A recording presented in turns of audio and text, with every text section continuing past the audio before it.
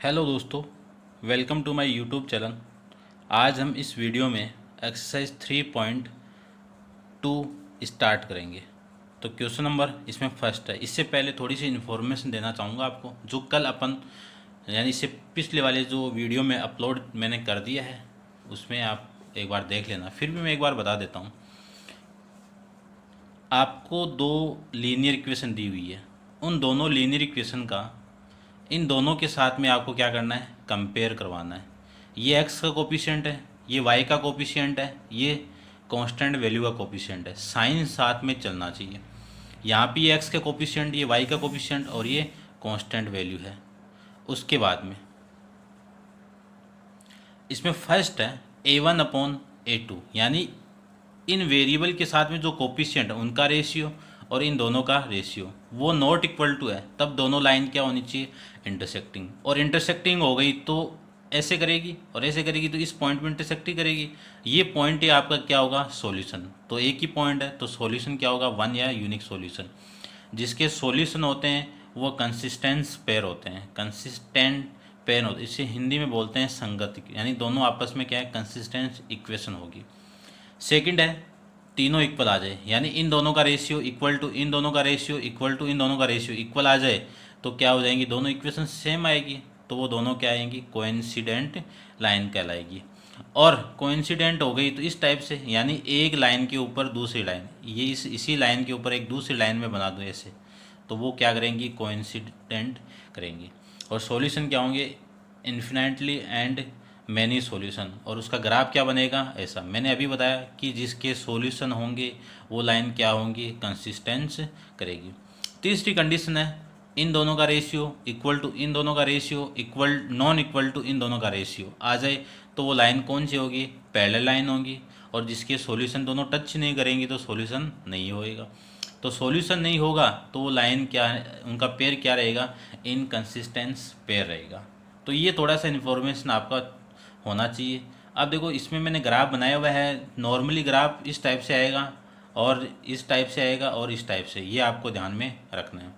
अब स्टार्ट करते हैं अपन एक्सरसाइज 3.2 का first question. From the pair of linear equation in the following problem and find their solution graphically, यानी आपको word problem दी हुई है, उनको एल्जेब्रिक एक्सप्रेशन में चेंज करके आपको ग्राफिकली से इसका सॉल्यूशन निकालना है। फर्स्ट है 10 student of class 10 took part in the mathematics quiz if the number of girls is 4 more than the number of boys, यानी जो नंबर ऑफ गर्ल्स है वो किससे ज़्यादा है, बॉयज से क्या है, ज़्यादा है। Find the number of boy and number of girls who took part in the quiz. तो सबसे पहले उस 10th क्लास के अंदर स्टूडेंट कितने हैं, टोटल स्टूडेंट कितने हैं, 10। अब आपको ये नहीं पता है कि ये लड़के हैं, कितने लड़के हैं और कितने लड़कियां हैं। तो सबसे पहले नंबर ऑफ गर्ल्स मान लो कितनी, x मान लो। फिर नंबर ऑफ बॉयज़ मान लो कितने, y मान लो। ऊपर नीचे भी आप बॉयज़ को x भी मान सकते हो, गर्ल्स को y भी मान सकते हो, कैसे भी कर लो दोनों की। अब दोनों कितने हैं टोटल, तो x + 10 हो गया, तो अपन उससे कर लेंगे। दूसरी condition, if the number of girls is 4 more than number of, यानी जो लड़कियां हैं वो बॉयज से कितनी ज़्यादा है, 4 ज़्यादा है। तो अपन स्टार्ट करते हैं क्वेश्चन नंबर फर्स्ट को। तो सबसे पहले let the number of girls equal to x, फिर number of boy equal to y। सबसे पहले उस मैथमेटिक्स क्यूज के अंदर स्टूडेंट कितने हैं, 10, तो इन दोनों का सम, तो x + 10 equal to x + y equal to 10 आ जाएगा। यहाँ से मैं लिख सकता हूँ दूसरी इक्वेशन की कंडीशन के अंदर क्या गिवन है आपको,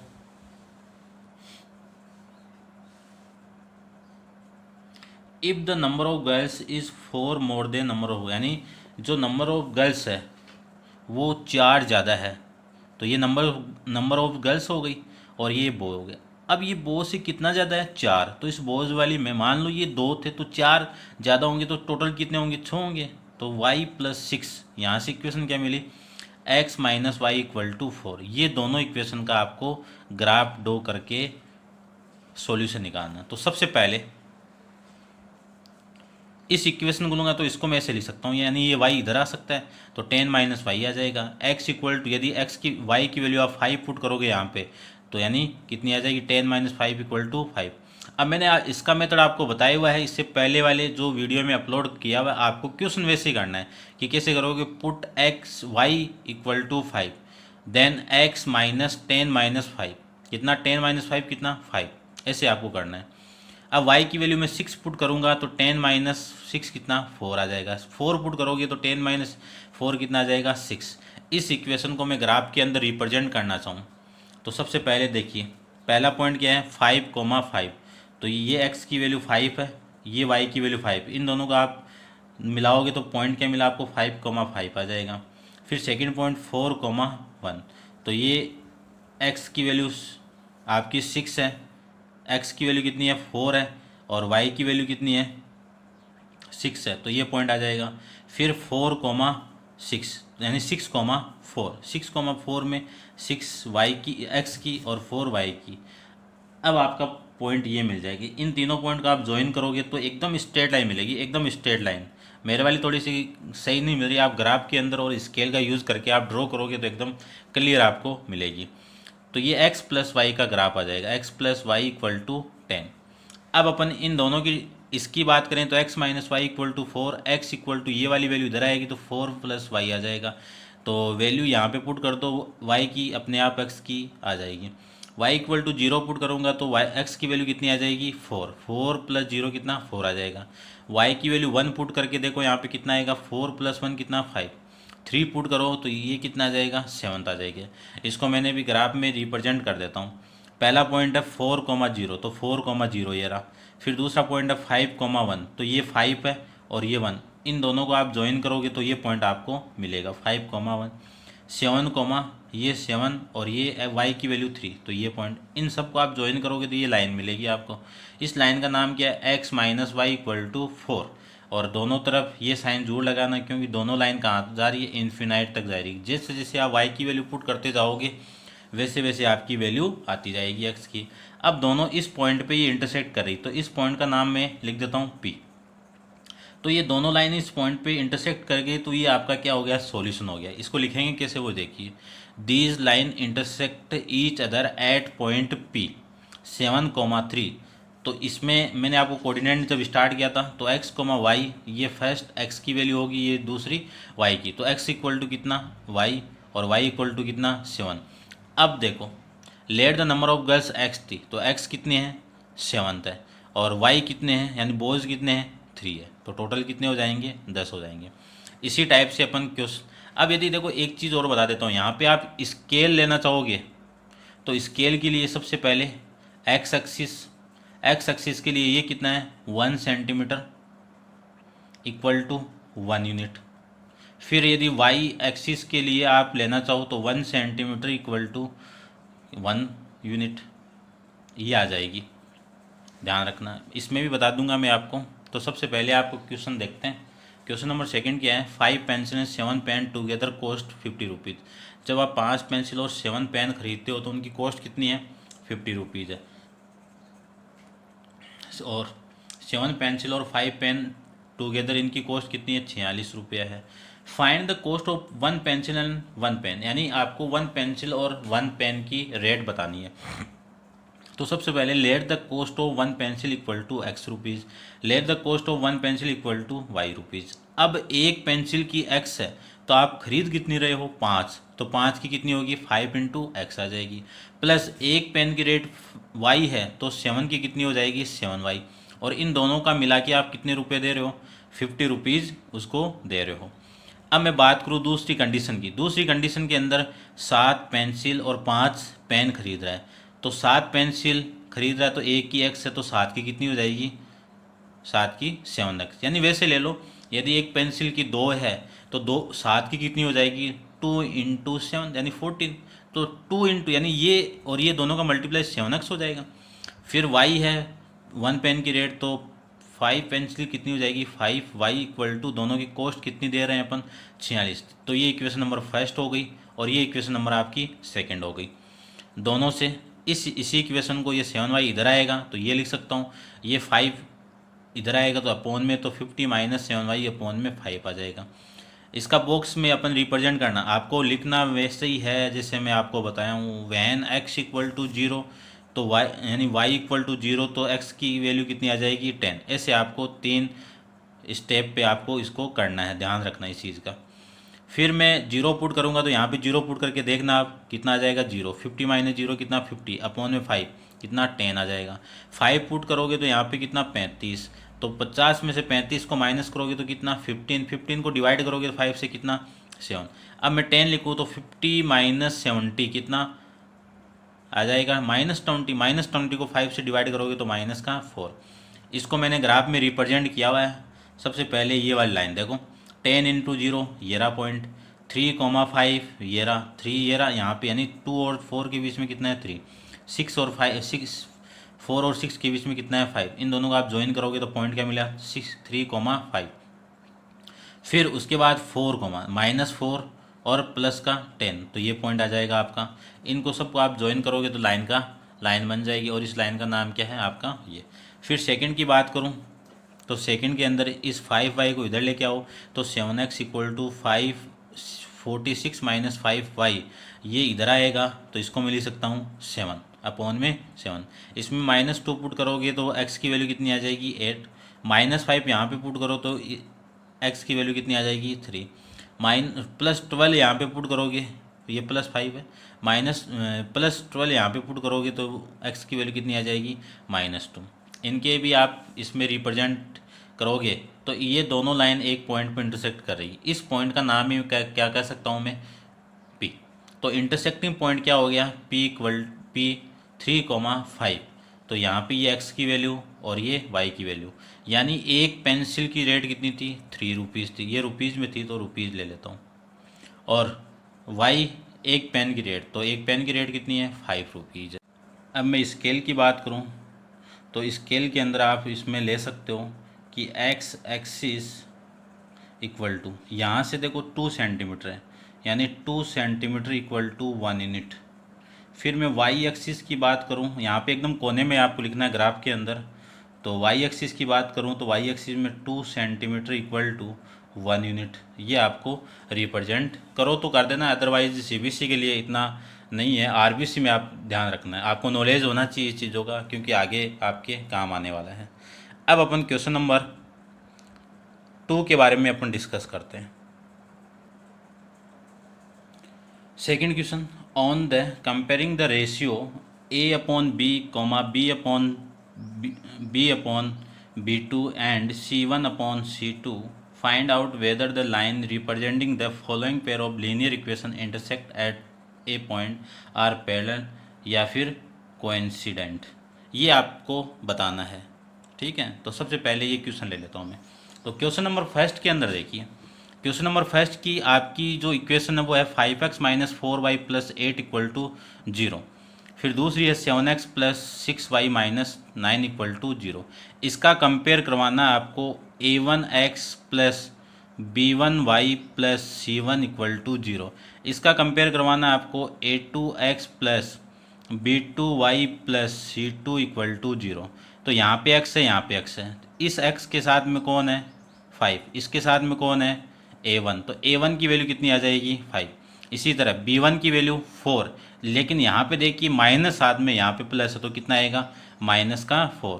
c1 की वैल्यू कितनी है 8। इसी तरह से अपन a2 की वैल्यू निकाले तो a2 की 7, b2 की कितनी है 6, c2 की कितनी है माइनस का 9। सबसे पहले a1 और a2 का रेशियो, तो a1 अपॉन में a2, a1 की वैल्यू 5, a2 की वैल्यू 7। ये इक्वेशन नंबर फर्स्ट कट नहीं रहा है तो अपन ऐसे छोड़ देंगे। b1 अपॉन b2 की वैल्यू -4 अपॉन में +6, ये कैंसिल आउट होगा तो -2 अपॉन में 3, ये इक्वेशन नंबर सेकंड।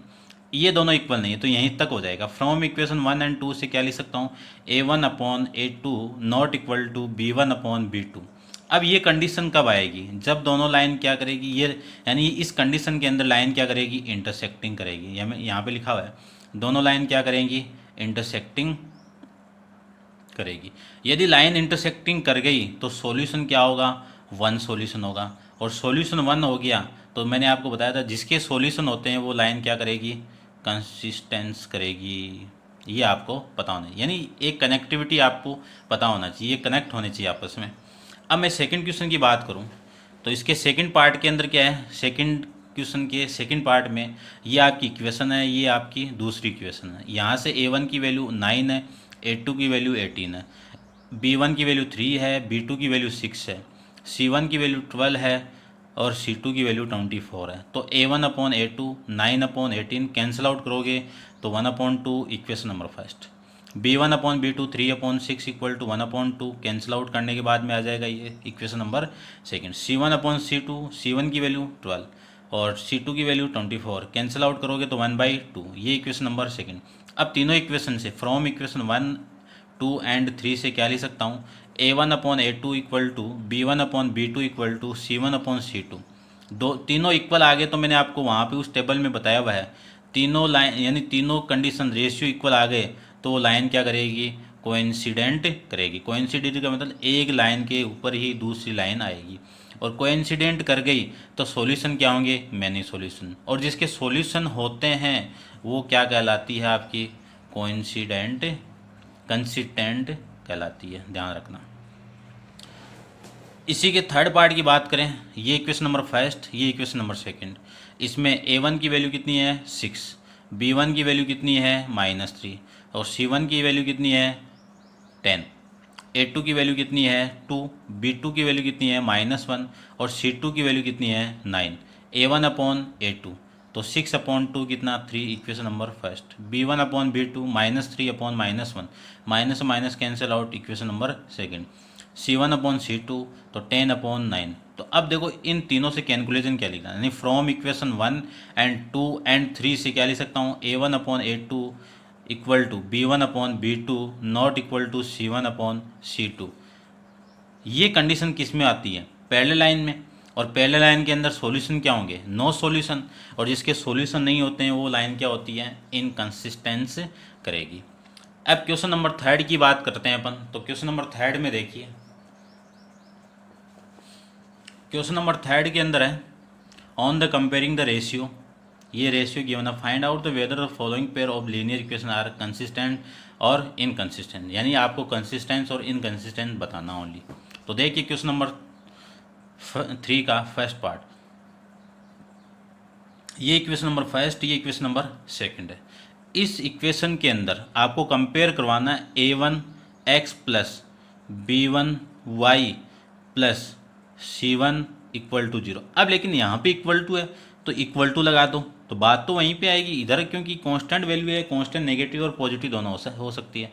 इसका कंपेयर करवाएंगे A1x यानी A2x plus B2y equal to C2 क्योंकि इन दोनों को देखो, यहाँ इक्वल टू लिया तो मैंने यहाँ पे इक्वल टू, ऐसा नहीं कि इसको इक्वल टू कर दो और इसको इक्वल टू नहीं करो, क्योंकि साइन तभी कोई चेंजेबल नहीं रहेगा। अब देखो ये नेगेटिव है तो ये भी नेगेटिव है, तो यहाँ से मैं C1 और C2 की वैल्यू लगाऊंगा तो नेगेटिव और नेगेटिव आपस में कैंसिल आउट हो जाएंगे। तो A1 की वैल्यू कितनी है 3, B1 की वैल्यू कितनी है 2, C1 की वैल्यू कितनी है 5, या तो 5 लगा दो या फिर आप -5 भी लगा सकते हो, दोनों एक आएंगे। C2 की वैल्यू यहाँ से कितनी आ जाएगी -5, तो माइनस माइनस कैंसिल आउट होके पॉजिटिव वैल्यू आएगी, तो इतना रहने दो आप। A2 की वैल्यू कितनी है 2 और B2 की वैल्यू कितनी है -3 और C2 की वैल्यू कितनी है 7। सबसे पहले A1 upon A2 equal to 3/2 यानी 3/2, ये equation number first. B1 upon B2 equal to 2/-3, ये इक्वेशन नंबर सेकंड।